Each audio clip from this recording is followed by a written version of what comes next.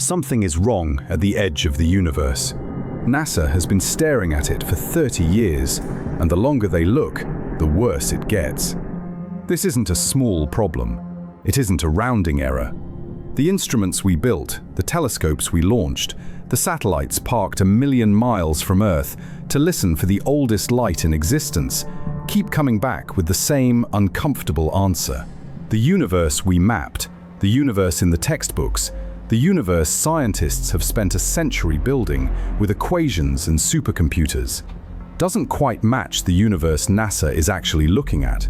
So how big is the difference? Big enough that some of the people who built the model are starting to wonder if the model is broken. We'll get to the strangest piece of evidence later in this video. A single discovery from 2008 that, if it's real, means there's something on the other side of the observable universe pulling on us. Something we shouldn't be able to feel.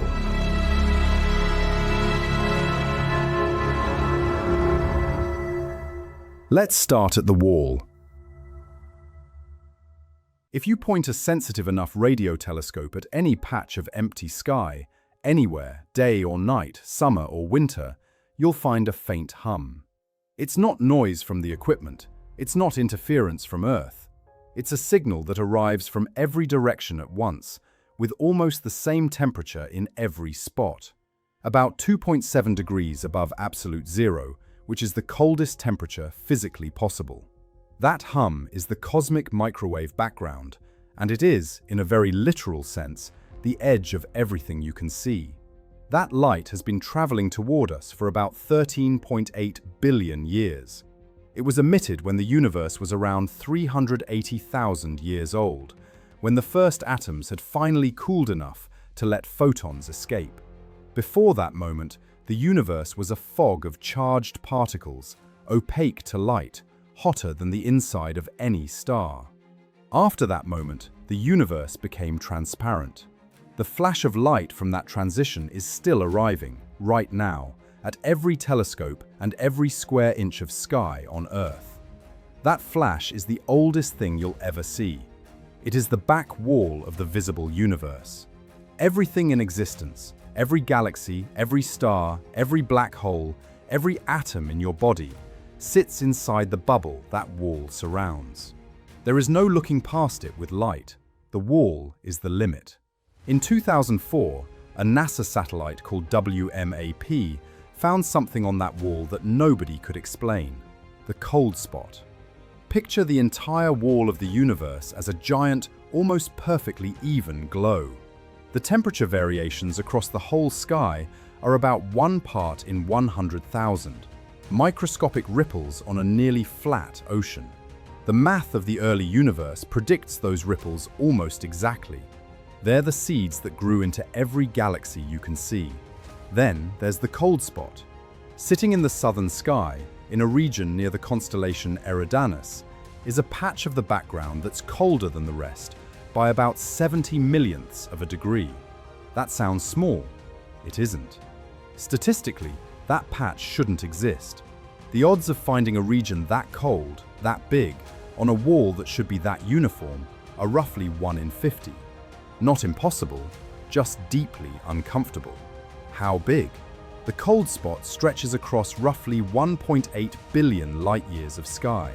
If you wanted to fly through it at the speed of light, with no stops, no detours, it would take you nearly 2 billion years to come out the other side. That's longer than complex life has existed on Earth. That isn't a glitch. That's a feature carved into the back of the universe. The leading explanation might be worse than the anomaly. The current best guess is that the cold spot lines up with something called the Eridanus Supervoid, a region of space almost 1 billion light-years across, containing far fewer galaxies than it should, an empty pocket in the structure of the universe. When light from the microwave background passes through that void on its way to Earth, it loses a tiny amount of energy. That energy loss shows up here as a colder spot. That sounds tidy. Except the void, if it exists at the size we'd need it to be, is also a problem. A void that big, that empty, shouldn't be possible inside the timeline of the universe. The standard model of cosmology doesn't predict structures of that scale. So either the void isn't there, or it is there, and our model of how matter clumps together is missing something fundamental. Pick your discomfort. There's a third possibility, and it's the one a small group of physicists have whispered about for years. The cold spot might be a bruise, a mark left over from when our universe collided or brushed past another universe in the first moments after the Big Bang. The math allows for it. The data doesn't prove it. The idea hasn't gone away because no other explanation has fully closed the case. While we're already on the subject of holes in the universe, there's another one you should know about. It sits much closer to home in the constellation Boötes, about 700 million light-years away. Astronomer Robert Kirshner found it in 1981. He called it a void, but the word doesn't really land. The Boötes Void is a region of space roughly 330 million light-years across, which, in a typical part of the universe, would contain about 2,000 galaxies. The Boötes Void contains about 60. Stand inside that void, on some hypothetical planet drifting through it, and look up. You wouldn't see the sky full of stars and faint galaxies that we see from Earth. You wouldn't have a Milky Way arcing overhead. If a typical patch of the universe is like a busy American city at night, every direction lit up with porch lights and headlights, the Boötes Void is the middle of Wyoming at 3 in the morning, with the nearest town 1,000 miles away.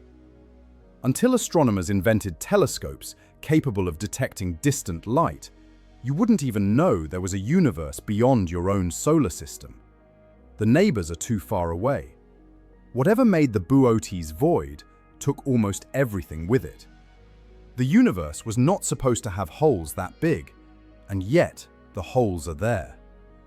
Now point your eyes farther south toward the constellation Centaurus, low in the southern sky if you're in the northern hemisphere, high if you're south of the equator. You can't quite see what's there from your backyard. Even the best telescopes have trouble. The plane of our own galaxy gets in the way, a strip of dust and stars astronomers call the zone of avoidance. It's a curtain we can't fully pull back, but something behind that curtain is pulling us. In the late 1970s, astronomers started noticing that the Milky Way wasn't drifting through space the way it should. We were moving. Fast. About 1.4 million miles per hour in a specific direction. That's more than 3 times faster than the fastest spacecraft NASA has ever built. Not just us, the entire local group, the cluster of galaxies that includes the Milky Way, Andromeda, and a few dozen smaller ones, was being yanked toward a single point in the sky. They called it the Great Attractor. For decades, nobody could see what it was. The dust of the Milky Way's disk blocked the view. X-ray telescopes started peeking through in the 1990s, and the picture began to clear. The Great Attractor turned out to be a massive concentration of galaxies centered on something called the Norma cluster, about 200 million light-years away. Enough mass packed into one region to drag everything in our corner of the universe toward it. That should have been the end of the mystery. It wasn't. When astronomers measured the pull more carefully, the Great Attractor wasn't enough. It explained part of the motion, but not all of it. There was something farther out, something even bigger, pulling on both us and the Great Attractor. They found it, eventually, the Shapley Supercluster. About 650 million light-years away, 4 times as massive as the Great Attractor, the densest concentration of galaxies anywhere in the nearby universe. So we are being pulled toward Norma, which is being pulled toward Shapley, a chain of gravitational tugs across hundreds of millions of light-years. Every piece of that chain is real, mapped, catalogued. For a brief window, this looked like the whole story. Then in 2008, a NASA astrophysicist named Sasha Kashlinsky published a paper that broke something nobody knew how to fix. Kashlinsky was studying galaxy clusters, specifically the way light from the microwave background changes when it passes through the hot gas inside those clusters. The effect has a complicated name, the kinematic Sunyaev-Zeldovich effect, but the idea is simple. It's one of the few ways to measure how galaxy clusters are actually moving through space. Not just expanding apart from each other, which all distant galaxies do, but moving in a specific direction relative to the universe itself. When Kashlinsky and his team ran the numbers on about 700 galaxy clusters, they found something they weren't supposed to find. The clusters weren't moving randomly. They were drifting, all of them, in roughly the same direction, about 2 million miles per hour, toward a point in the sky between the constellations Centaurus and Vela. He called it dark flow. This is what made dark flow frightening. The Great Attractor and the Shapley Supercluster are inside our observable universe. We can point a telescope at them. We can see the galaxies they contain. They pull on us, but they're things we can measure. Dark flow, if it exists, isn't. The direction the clusters appear to be moving in points to something outside the visible universe, past the wall. On the other side of the microwave background itself, whatever is over there, according to Kashlinsky's data, is big enough and dense enough to grab 1,000 galaxy clusters and tow them through space. Other teams have looked. Some have found evidence supporting dark flow. Others have found nothing or weaker signals than Kashlinsky's original paper. The European Space Agency's Planck satellite, when it analyzed the same background in higher resolution, came back with results that, depending on who you ask, either confirmed dark flow at a smaller scale or ruled it out. Nobody has settled the argument. Not in 2008, not now. If dark flow is real, the universe is bigger than we thought and shaped in a way we never expected. There would have to be enormous structures beyond the edge of what we can see, structures pulling on us right now, reaching through the wall. If dark flow isn't real, then a respected NASA scientist published a result that's been cited thousands of times, and we still don't fully understand why his data looked the way it did. Either answer leaves the model with a hole in it. To grasp the scale, picture the distances stacking up. Voyager 1 has been flying for almost 50 years and sits about 15 billion miles from Earth. The light from the Great Attractor takes 200 million years to reach us. The light from Shapley takes more than 3 times as long. Dark flow, if it's real, points to something well past the edge of the entire observable universe. We are talking about gravitational influence reaching across distances that light itself cannot cross in the age of the universe. The math says it shouldn't be possible. The data, in Kashlinsky's reading, says it might be happening anyway. There's a related strangeness in the data, and it deserves its own name. Some astronomers have started calling it the axis of evil. It refers to a pattern in the same background radiation that, according to the standard model, has no business being there. Certain large-scale ripples in the wall appear to be aligned with each other and aligned with the plane of our own solar system. They shouldn't be. A pattern carved into the universe at the dawn of time has no reason to line up with the orbit of Earth around the Sun. And yet, in the WMAP data, and again in the Planck data, the alignment is there. Most physicists think it's a coincidence, statistical noise, a trick of the way we measure the data. Some of them don't. The argument has been going on for over 15 years and shows no sign of stopping. Push past Voyager 1, past Pluto, past the Oort cloud, past every star you've ever heard of, and the cracks only widen. In 2022, a brand new telescope joined the team.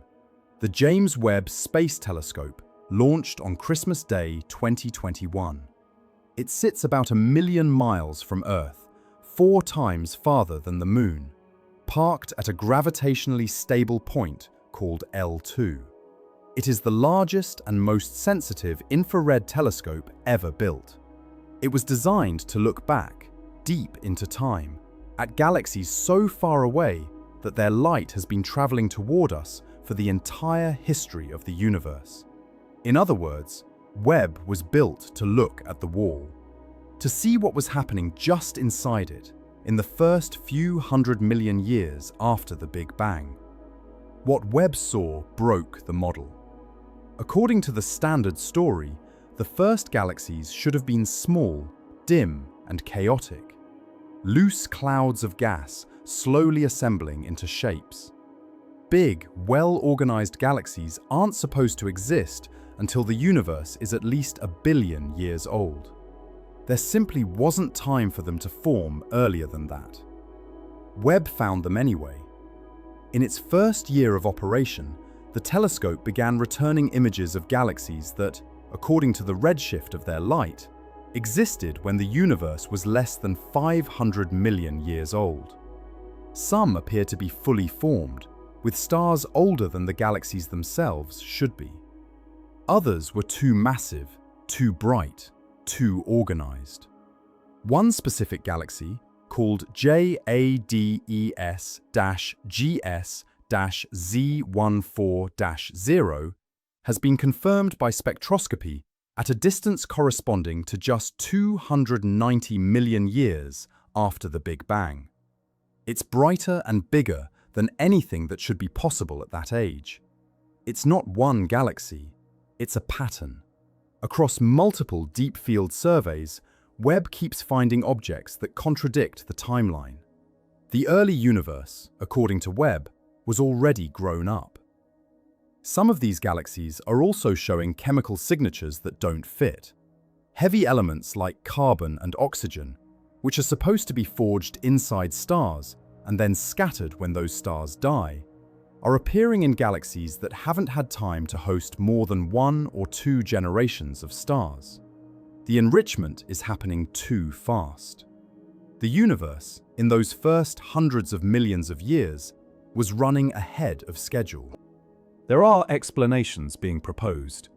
Maybe the first generation of stars was much larger than we thought, allowing galaxies to assemble faster. Maybe early black holes accelerated the formation of structure. Maybe dark matter behaved differently in the early universe than it does now. Each of these explanations has supporters. None of them is settled. And every explanation comes with the same trade-off, which is that fixing the problem at the edge of time tends to break something else in the middle. Now the puzzle has a bigger version, and this is where it gets dangerous for the whole model. For about 100 years, every measurement of how fast the universe is expanding has fed into a single number called the Hubble constant. It's one of the most important numbers in physics. It tells you the age of the universe, the size of the universe, and ultimately how the whole thing will end. There are 2 main ways to measure that number. One is to look at the microwave background, the wall, and use the ripples in it to calculate how the universe has expanded over time. The other is to look at nearby exploding stars and pulsating stars and measure the expansion directly. These 2 methods, in theory, should give you the same answer. They don't. The microwave background says the universe is expanding at one rate. The nearby measurements say a rate about 9% faster. That difference doesn't sound like much. The gap between those 2 numbers has held up across decades of better and better instruments, including measurements from the Hubble Space Telescope, the Planck satellite, and now the James Webb. The discrepancy isn't shrinking, it's growing. Astronomers call it the Hubble tension. If the 2 methods gave the same number, we'd have one universe. Because they don't, We either have a measurement problem so persistent that nobody can find it, or we have a missing piece of physics. Something is happening between the early universe and now that nobody has accounted for. Something that changes how the universe expands at different points in its history. Some theories point to a new form of dark energy. Others suggest dark matter has properties we haven't yet detected.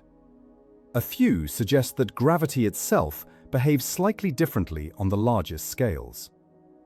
Every proposed solution requires adding a new ingredient to the standard model of cosmology, and so far, none of those ingredients has been confirmed. There's another tension creeping in, one that hardly anyone outside cosmology has heard of yet. When astronomers count distant quasars, the brightest objects in the universe, they find a strange asymmetry. There are more of them in one direction of the sky than the other. The difference is small, but it's bigger than it should be, bigger than our motion through space can explain. If the data holds up, it means the universe isn't quite as uniform on the larger scales as we always assumed. The bedrock assumption of cosmology, the idea that the universe looks roughly the same in every direction, is starting to creak. So let's add it all up. A cold spot on the back wall of the universe that shouldn't be that cold. Sitting in front of a void that might be too big to exist. A separate void in Boötes that has no business being that empty. A chain of superclusters pulling our galaxy through space, with hints of something beyond the wall pulling on the chain. A pattern in the background radiation mysteriously aligned with our own solar system. A telescope showing us galaxies in the early universe that grew up too fast. An asymmetry in the count of distant quasars. And two different ways of measuring the size of everything that give two stubbornly different answers. None of these problems on its own is fatal. Cosmologists have lived with anomalies before. The history of physics is full of small disagreements that turned out to be measurement errors. Quite often, they were. These are not separate problems. They might all be the same problem. When a model of the universe is broken in one place, you fix that one place. When a model is breaking in 5 or 6 places at once, all of them pointing toward issues at the larger scales of space and time, the model itself starts to look fragile. The standard cosmological model, often called lambda CDM, is still the best framework we have. It explains an extraordinary amount of what we see. The edges are fraying. Edges are where new physics has always lived. Coming next is straightforward. NASA's Roman Space Telescope, scheduled to launch later this decade, will survey hundreds of millions of galaxies to map the expansion history of the universe with precision nobody has had before. The Vera C. Rubin Observatory, now beginning operations in Chile, will detect billions of objects and watch the sky every few nights for changes. The European Space Agency's Euclid mission is already flying, already returning data, already mapping the geometry of dark matter and dark energy across the breadth of time. Within the next 10 years, we will either confirm the anomalies and rewrite the textbooks, or we will explain them away with better measurements and refine the existing model. Either outcome is enormous. One means we discover new physics. The other means we finally close the most stubborn questions in modern cosmology. Either way, the edge of the universe will not be quiet for much longer. Stand outside on a clear night, somewhere far from city lights, and look up. The sky you see is a thin layer of nearby stars in our own galaxy. Past them, invisible to the naked eye but real, are billions more galaxies. Past those, the cosmic web of filaments and voids. Past that, the wall. Past that, possibly, structures we cannot see and cannot measure and may never reach. For most of human history, the night sky was a decoration, a pattern, a backdrop for stories. It took thousands of years to figure out that it was a place. Once we did, we built telescopes and we sent probes and we started measuring. What we found again and again is that the universe is bigger and stranger than the previous generation believed. We are now the previous generation. The people studying these anomalies right now, looking at the cold spot and the dark flow and the impossible galaxies and the Hubble tension, are the ones who will hand the next picture of reality to whoever comes after them. Maybe that picture will be cleaner than ours. Maybe it will be wilder. Almost certainly, it won't match the one in the textbooks today. And that's it for this video. Thanks for watching, and I'll see you in the next one.